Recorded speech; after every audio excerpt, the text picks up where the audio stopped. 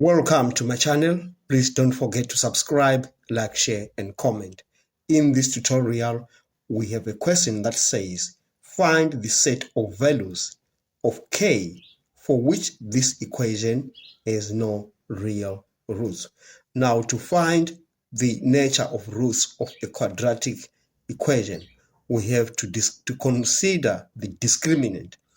The discriminant is denoted delta, and it is equal to b squared minus 4ac. All right, so now we're going to investigate this discriminant. We say when the discriminant is greater than 0, we have real roots. And if the discriminant delta is less than 0, we have non-real roots. And when we have the discriminant being equal to 0, then we have equal roots. So our main focus in this tutorial is when delta is less than 0, because our question is asking, find the set of values for which this equation has non-real roots.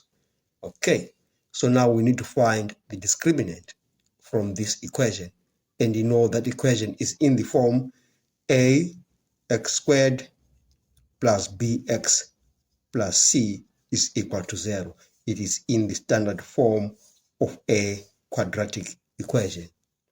So now let's find the discriminant.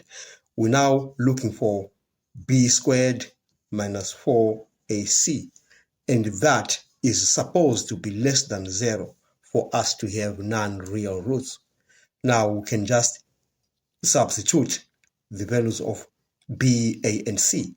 Now if you look at this equation, b is minus 2. So I'm going to say minus 2 squared minus 4 multiplied by a is 3, multiplied by 3, and then multiplied by c. C is k in this case. So that is supposed to be less than 0 for us to have non-real roots. Now let's simplify. We have 4 minus 12, k is less than 0. Now just transpose that 4 to the right hand side. We are going to have minus 12k is less than minus 4. Then we have to find the value of k. Now when you're dividing an inequality by a negative sign, the sign of that inequality changes. Okay, so we are going to have minus 12k, then we divide by minus 12. But the moment we divide, the sign changes. Okay, so we have minus 4 divided by minus 12. That means we have k is greater than 1 over 3.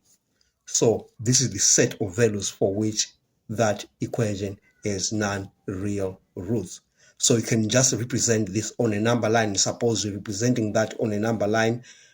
We have 1 over 3 and 0 and all those numbers. So you are saying k is greater than 1 over 3. So all the values of k are supposed to be greater than 1 over 3, or going on this other direction.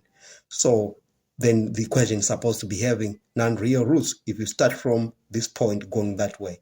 So if you are from this point to that point, that means you will be having real roots. Okay, thanks for watching. Please don't forget to subscribe, like, share, and comment.